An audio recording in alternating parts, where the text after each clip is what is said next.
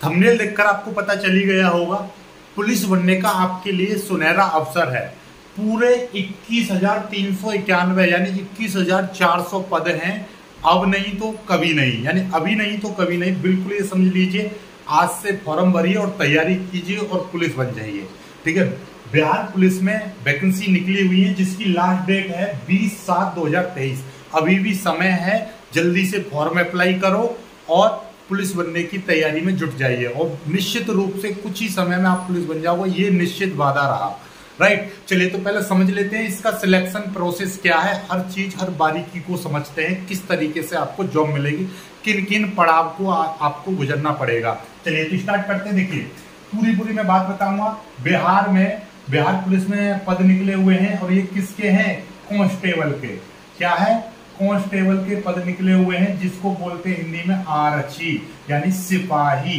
किसके? सिपाही के पद निकले हुए हैं। कितने हैं? 21,391। छोटे मोटे नहीं, बहुत ज्यादा पद हैं।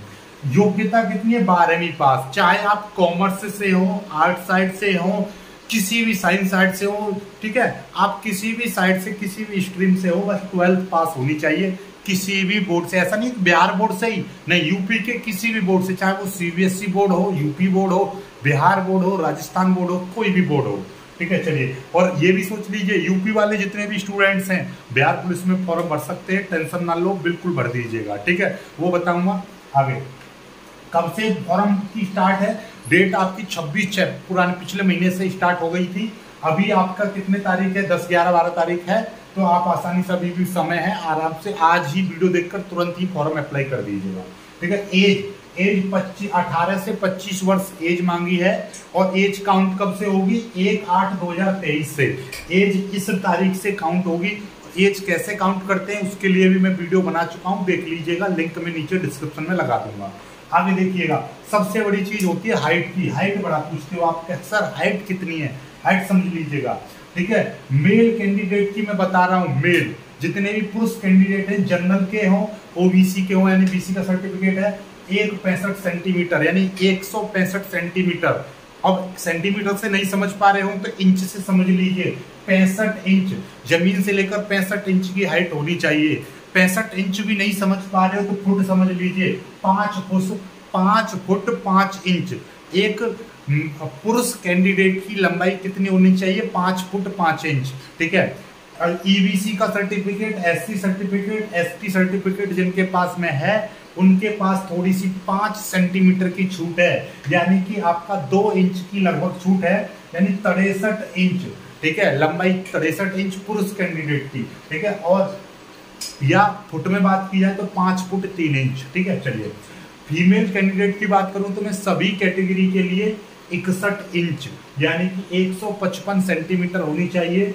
61 इंच यानी कि आपकी 5 फुट 1 इंच लंबाई होनी चाहिए महिला की। ठीक है, महिलाओं के लिए सीने की कोई आवश्यकता नहीं होती है। पुरुष कैंडिडेट के लिए सीना भी मापा जाता है। सीना किस तरीके से मापा जाता है? नॉर्मल खड़े हो जाओ तो कम से कम आपका 81 सेंटीमीटर होना चाहिए, और उसके बाद में सांस रोकोगे ऐसा करके तो 5 सेंटीमीटर का फुलाव होना चाहिए आपके सीने में। उससे क्या होता है? फुलाव से ये जानकारी होती है कि आपके फेफड़े सही हैं या नहीं, या सुट्टा फूक के आपने बेकार कर लिए, क्योंकि जो सुट्टा फूक लेते हैं ज्यादा, वो 5 सेंटीमीटर का फुलाव नहीं दे पाते। ठीक है, तो 5 सेंटीमीटर का फुलाव होना चाहिए। ठीक है, चलिए, और नॉर्मली हर किसी की बैठ जाती है। चलिएगा, ठीक है, और ये आपका जनरल वालों के लिए रहा, और बाकी के ईबीसी एसटी वालों के लिए ये 89 यानी कि थोड़ा सा और 2 सेंटीमीटर और कम कर दिया है। ठीक है, फुलाव। रनिंग की बात की जाए, ध्यान से समझ लीजिए। रनिंग इसमें महत्वपूर्ण है, सिलेक्शन प्रोसेस में समझ में आएगा। रनिंग के नंबर मिलेंगे, वो भी समझना। रनिंग कितनी चाहिए? पुरुष कैंडिडेट के लिए मात्र 1600 मीटर। यूपी पुलिस में 5 किलोमीटर यानी 4800 मीटर मांगते हैं, इसकी 3 गुना। लेकिन यहाँ पर क्या है? मात्र 1600 मीटर, वो भी 6 मिनट में। ठीक है, 6 मिनट दौड़ोगे, आसानी से हो जाती है। लड़की यानी महिला कैंडिडेट के लिए 1 किलोमीटर दौड़ना है, समय है आपके लिए 5 मिनट। 5 से पहले ले आओ, कोई दिक्कत नहीं, 5 से ज्यादा ना हो पाए। ठीक है, चलिएगा, इसमें रनिंग के साथ साथ आपको गोला फेंक भी है। गोला फेंक और लॉन्ग जंप। गोला फेंक यानी कि एक गोला होगा, गोला उसमें कुछ वजन होगा, वजन यानी कि 16 पाउंड। 16 पाउंड ऐसा समझ लीजिएगा 7.2 किलोग्राम का गोला होगा, 7.2 किलोग्राम का गोला होगा। और ऐसे फेंकना है आपको कि कम से कम 16 फुट दूरी पर जाना चाहिए। 16 से कम पर गिर गया तो आपको क्या मान लिया जाएगा, आपको फेल मान लिया जाएगा। तो इसलिए थोड़ा सा गोला फेंक की भी तैयारी कर लीजिएगा, ठीक है। बहुत ही ईजी है गोला फेंक में, बहुत स्टूडेंट गोला फेंक में निकलते हैं, ठीक है। चलिएगा, और महिलाओं के लिए 12 पाउंड, 12 पाउंड का मतलब होता है, आप ऐसा समझ लीजिएगा कि आपका, देखिए मैंने किलोग्राम लिखा था, 5 पॉइंट, देखिएगा ये 5.44 ग्राम, यानी कि 5.5 ग्राम समझ लीजिए, 5.5 किलोग्राम, 5.5 किलोग्राम का गोला रहेगा। और वो आपको 12 फुट फेंकना है, महिलाओं को 12 फुट फेंकना है। लॉन्ग जंप की बात की जाए, लॉन्ग जंप, जमीन से 4 फुट की लॉन्ग जंप होनी चाहिए, कम से कम 4 फुट लॉन्ग जंप पुरुष के लिए, और महिलाओं के लिए 3 फुट की लॉन्ग जंप होनी चाहिए, ठीक है। ये तीनों चीज कंपलसरी है फिजिकल में। ये फिजिकल है आपका, ये आपका फिजिकल है, फिजिकल एलिजिबिलिटी टेस्ट, पीईटी, और ये आपका पीएसटी, फिजिकल स्टैंडर्ड टेस्ट, यानी कि आपकी मापतोल, ठीक है। चलिएगा, अब चयन प्रक्रिया की बात कर लेते हैं। चयन कैसे होगा आपका, सिलेक्शन किस तरह से होगा। सबसे पहले सिलेक्शन के लिए सबसे पहले आपको क्या करना पड़ेगा, फॉर्म भरना पड़ेगा। ऐसा कोई स्टूडेंट नहीं कि जिसने फॉर्म नहीं भरा हो उसका सिलेक्शन हो जाए। सबसे पहले आपको फॉर्म भरना पड़ेगा। फॉर्म भरने के बाद में आपकी होगी लिखित परीक्षा। लिखित परीक्षा में क्या क्या आएगा वो भी मैं आपको बताऊंगा, अभी समझ लीजिए। पहले होगी लिखित परीक्षा। लिखित परीक्षा कितने नंबर की होगी, 100 नंबर की लिखित परीक्षा होगी। 100 क्वेश्चन उसमें आएंगे, 100 नंबर की लिखित परीक्षा होगी, 100 क्वेश्चन उसमें आएंगे। समय आपको दिया जाएगा, 2 घंटे का समय दिया जाएगा, 2 घंटे का समय दिया जाएगा। इसमें यदि 100 में से 30 नंबर या 30 से कम नंबर जिसके आएंगे उसको फेल मान लिया जाएगा, 30% तक फेल मान लिया जाएगा, ठीक है। 30 तक पास में 29 नंबर आए फेल मान लिया जाएगा, ठीक है। अब देखिएगा, इसमें 100 क्वेश्चन रहेंगे, प्रत्येक क्वेश्चन 1 नंबर का रहेगा, ठीक है। 30% से कम वालों को फेल मान लिया जाएगा। और लिखित परीक्षा में से जितनी वैकेंसी है, वैकेंसी का 5 गुना स्टूडेंट, यानी 21,000 हैं, ऐसा समझिए 22,000 मान लीजिए मोटा मोटी, तो 22 गुणा 5, यानी कि आपका 5 दूनी 10, 5 दूनी 10 और 11, यानी कि 1,10,000 स्टूडेंट मेरिट में आएंगे, यानी 5 गुना स्टूडेंट लिए जाएंगे, ठीक है। उसके बाद दूसरा चरण आएगा। दूसरे चरण में आपका पीएसटी, फिजिकल स्टैंडर्ड टेस्ट होगा। फिर आपका पीईटी, दौड़ भाग होगी, ठीक है। उसके बाद आपकी दौड़ भाग होगी। पहले ही आपका जैसे ही लिखित परीक्षा में आपका नंबर आ जाएगा, एक मेरिट लगेगी, एक मेरिट यानी सूची लगेगी, मेरिट में नाम आ जाएगा, तो फिर आपको पीएसटी के लिए बुलाया जाएगा। पीएसटी के लिए अपने डॉक्यूमेंट लेके जाओगे, वहीं पर डॉक्यूमेंट वेरिफिकेशन भी हो जाता है। कभी कभी दौड़ के बाद डॉक्यूमेंट वेरिफिकेशन करते हैं, ये समय के आधार पर करते हैं, ठीक है। चलिए, तो आपको सबसे पहले पीएसटी का मतलब होता है फिजिकल स्टैंडर्ड टेस्ट, यानी कि आपकी मापतोल, लंबाई पूरी है कि नहीं, सीना पूरा है कि नहीं, वो चीज देखी जाएगी। उसके बाद फिर आपके लिए दौड़ होगी। दौड़ आपकी 50 नंबर की रहेगी। ढंग से समझो, 50 नंबर की दौड़ है। कैसे कि यदि पुरुष की बता रहा हूं पहले, यदि आपने 5 के लिए 1600 मीटर की दौड़ है, इसके लिए कम से कम 6 मिनट का समय है, लेकिन आप 6 से भी पहले आ जाते हो, 5 मिनट में ये दौड़ कंप्लीट कर लेते हो 1600 मीटर, तो मिलेंगे आपको 50 में से 50 नंबर। और 5 से 5 मिनट से पहले आओ, 4 मिनट में, 4 मिनट 10 सेकंड में, तो भी आपको 50 नंबर। 5 मिनट से लेकर 5 मिनट 20 सेकंड में आओगे तो आपको मिलेंगे 40 नंबर। 5 मिनट 20 सेकंड से 5 मिनट 40 सेकंड में आप दौड़ कंप्लीट करते हो इस टाइम पीरियड के अंतर्गत, तो आपको मिलेंगे 30 नंबर। और 5 मिनट 40 सेकंड के बाद और 6 मिनट तक आओगे तो 20 नंबर मिलेंगे। 6 मिनट के बाद आओगे तो आपको फेल कर दिया जाएगा, फेल मान लिया जाएगा, फिर आपका कुछ नहीं हो सकता, ठीक है। तो दौड़ की तैयारी जरूर करना, ठीक है। अब एक और चीज समझ लीजिएगा इसमें कि यहीं पर आप 5 की जगह पर 4 कर दोगे तो यही महिला का बन जाएगा। 4 मिनट से पहले महिलाएं आ जाएंगी तो आपको मिलेंगे, यहाँ पर देखिएगा 5, यहाँ पे महिलाओं के लिए कितने का था, यानी कि आपका 5 मिनट का समय था, यहाँ पर 6 मिनट का समय था, तो यहीं पर 1 मिनट कम कर दीजिए। 4 मिनट से पहले आएंगी महिलाएं 1 किलोमीटर दौड़ लगाकर, तो उनको 50 नंबर मिलेगा।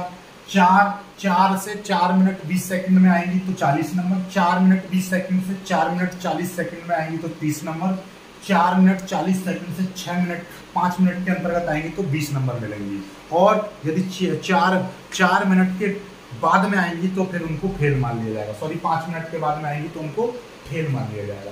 यानी 4 मिनट 40 सेकंड से 5 मिनट तक उनको 20 नंबर दिया जाएगा, उसके बाद फेल। ऐसे ही गोला फेंक की बात की जाए, गोला फेंक का भी समझ लीजिए। देखिए गोला फेंक का क्या है सिस्टम कि गोला फेंक 25 नंबर का गोला फेंक रहेगा। यदि 20 फुट आपने फेंक दिया गोला, 20 फुट आपने फेंक दिया तो आपको 25 मिलेंगे। 20 फुट या 20 फुट से ज्यादा फेंका तो 25 नंबर। 19 फुट और 20 फुट के बीच में फेंका तो आपको 21 नंबर मिलेंगे। 18 या 19 के बीच में फेंका तो आपको 17 नंबर। 17 और 18 के बीच में फेंका तो 13 नंबर। 16 और 17 के बीच में फेंका तो 9 नंबर। और भैया 16 से कम फेंक दिया यानी 15 फुट पर ही गिर गया तो आपको फेल कर दिया जाएगा। ठीक है, 3 चांस मिलेंगे, ठीक है, फेंकने के लिए। ऐसे ही महिलाओं के लिए यदि 16 फुट फेंकोगे तो आपको पूरा 25 नंबर मिलेंगे। 15 से 16 के बीच में 21, 14 से 15 के बीच में 17, 13 से 14 के बीच में 13 नंबर और 12 से 13 के बीच में 9 नंबर। और 12 से नीचे गिर गया, महिलाओं को 5.5 किलोग्राम का वजन फेंकना है और 12 फुट से थोड़ा सा ही तो रहता है 12 फुट ये ना। अरे अपने कमरे का ऐसे मैं कह रहा हूँ आप एक 50 किलो को फेंक दोगे इतनी दूर, तो छोटा सा गोला। और ये 5 फुट 7 फुट कितना है, इतना कि आपका ऐसा जिस खाट पर सोते हो वो भी आपकी कम से कम ना तो 7 फुट की होगी।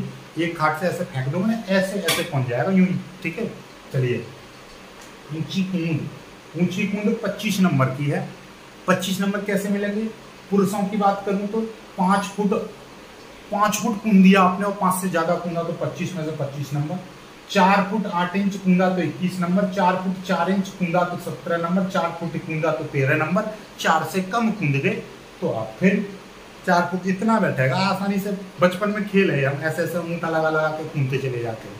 ठीक है, ऐसे ही 4 फुट के लिए महिलाओं के लिए 4 फुट के लिए 25 नंबर। 3 फुट 8 इंच पर 21, 3 फुट 4 इंच कूद जाएंगी तो अब 17 नंबर। 3 फुट कूदेंगी तो 13 नंबर। 3 से कम कूदेंगी, अरे बिल्कुल ही ना कूदा जाए तो फिर पुलिस में लगने का क्या फायदा, गिर जाओगी। ठीक है, तो ये है। अब यहाँ से देखिएगा, अब आपको क्या हो गया, दौड़ भाग पूरा फिजिकल हो गया। फिजिकल के बाद में आपकी एक और मेरिट बनेगी जिसको बोलेंगे हम अंतिम सूची। अंतिम सूची का मतलब क्या है, इसी के बीच में डॉक्यूमेंट वेरिफिकेशन हो जाएगा, चरित्र सत्यापन आपका हो जाएगा इसी समय पर। यदि आपके पास कोई पुलिस केस है तो उसको खत्म करा लीजिएगा, उसके एनओसी चाहिएगी, अदरवाइज आपको अयोग्य ठहरारित, यानी आपके पास में पुलिस केस लगा हुआ है तो फिर आप पुलिस में भर्ती नहीं हो सकते। ठीक है, याद रखिएगा। तो अब आपका क्या है देखिएगा, ये 200 नंबर बन गए अब आपके। 100 नंबर लिखित परीक्षा के, 50 नंबर दौड़ के, 25 नंबर गोला फेंक के, 25 नंबर ऊंची कूद के, टोटल मिलाकर 200 नंबर हो गया। 200 नंबर में से आपकी मेरिट बनेगी और 200 में से आपकी मेरिट बनेगी। अब इसमें से आपकी फाइनल मेरिट लगेगी। ठीक है, फाइनल मेरिट 200 पे से जाएगी तो आप अपना टारगेट रखिए तो भैया आपको 170 नंबर लेकर आने हैं, 150 नंबर लेकर आने हैं। हालांकि मेरिट 150 के लगभग ही रहती है, 120 तक आ जाती है, कभी कभी 110 तक आ जाती है। ठीक है, और कहे तो 90 तक भी आ जाती है। ठीक है, लेकिन आप ये समझ के चलिए कि आपका 170 प्लस पर आपका सिलेक्शन होगा। ठीक है, इतना लेकर चलिए। ठीक है, चलिएगा। अब इसके बाद में जब अंतिम सूची फाइनल मेरिट लग जाएगी तो फिर आपको ज्वाइनिंग होने से पहले मेडिकल और होता है। ठीक है, मेडिकल में क्या है, जो फाइनल लिस्ट आ जाती है ना उन्हीं का मेडिकल होता है। यदि मेडिकल में फिट तो आप सीधे जॉब करोगे, मेडिकल में अनफिट तो फिर आपको एक मौका और दिया जाता है अपने आप को फिट करने का।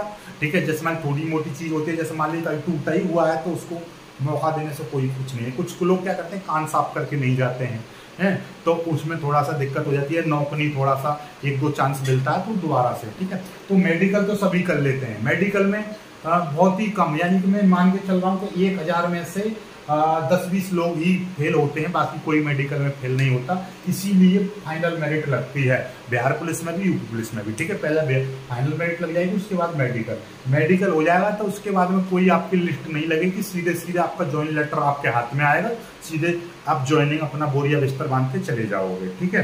चलिएगा, अब एक चीज आप देख लीजिए। अब मैं आपको बता दूं कि इसमें देखिएगा ये जो आपका सिलेबस बहुत ज़्यादा इंपॉर्टेंट है। सिलेबस में आपको समझा देता हूँ। सिलेबस में क्या है कि आपको ये चीज़ याद रखिएगा। सिलेबस में ये है कि आपको एक फोटो दिखाई दे रहा होगा, सिलेबस में। तो ये है सिलेबस आपका। सिलेबस में क्या है कि हिंदी, अंग्रेजी, सामान्य जागरूकता और समसकी, यानी कि आप ऐसा समझ लीजिएगा, हिंदी, अंग्रेजी, हिंदी और आपका जीके यानी कि जनरल नॉलेज, ये टोटल मिलाकर 50 नंबर के क्वेश्चन आएंगे। और इसमें जनरल साइंस जैसे कि फिजिक्स रहा और आपका रसायन विज्ञान रहा, केमिस्ट्री रहा 10th लेवल का, तो वो आपके 50 क्वेश्चन अलग से आते हैं, ठीक है। ये ऑप्शनल रहते हैं, इसमें 2 सब्जेक्ट आपको चुनने होंगे। तो कुल मिलाकर बात ये है कि इसमें थोड़ा थोड़ा मैं आपको एक चीज और मैं आपको बता दूं, ऐसा समझ लीजिएगा। ये सिलेबस में आपको थोड़ा सा यहाँ पर आपको बता देना चाहता हूँ। यहाँ पर देखिएगा, आप ऐसा समझिएगा, जीके के जो क्वेश्चन है आपका 45, ऐसा समझिए जीके के क्वेश्चन, जीके और आपका जनरल साइंस टोटल मिला के 45 क्वेश्चन मान लीजिएगा। और मैथ के टोटल 10 क्वेश्चन, हिंदी और इंग्लिश के टोटल क्वेश्चन 15 और साइंस के 30 क्वेश्चन, ऐसा समझ लीजिए। देखिए, जीके और जनरल स्टडीज के 45 क्वेश्चन मान लीजिए, 40-45, और साइंस के 30 क्वेश्चन, हिंदी इंग्लिश के 15 और मैथ के 10 क्वेश्चन। तो यदि आपने साइंस पढ़ ली, हिंदी इंग्लिश पढ़ ली और थोड़े से मैथ के क्वेश्चन कर लिए, तो भी आपका पास हो जाओगे रिटन में, ठीक है। तो इसलिए आप याद रखिएगा, और इसके विस्तृत जानकारी मैं अलग से दे दूंगा, जिसमें पूरा, क्योंकि इसमें क्या है कि इसकी ऑफिशियल वेबसाइट पर नहीं दे रखी, पुराने पेपर का एनालाइज करके मैं आपको बता रहा हूँ। किसी में कुछ, यानी साइंस के आपके 10वीं लेवल की साइंस, जैसे कि उसमें फिजिक्स होगी, केमिस्ट्री होगी, थोड़ी सी बायोलॉजी, तो टोटल मिला के 30 क्वेश्चन, मैथ के 10 क्वेश्चन और हिंदी और इंग्लिश के टोटल मिला के, कुछ हिंदी के कुछ इंग्लिश के 4-5, तो 10-15 क्वेश्चन ये आएंगे। और बाकी के जीके के क्वेश्चन आएंगे, यानी कि जिसमें जीके रहेगी। जीके में आपका भूगोल, इतिहास और संविधान, सारा कुछ करंट अफेयर, सारा कुछ मिला के आ जाएगा। आई होप कि आप समझ पाए होंगे मेरे द्वारा दी गई जानकारी को। तो आज ही फॉर्म भरिए और तैयारी कीजिए। चैनल को सब्सक्राइब करके इसी तरीके की इंफॉर्मेटिव वीडियो पाने के लिए चैनल को सब्सक्राइब जरूर कर लीजिएगा। जय।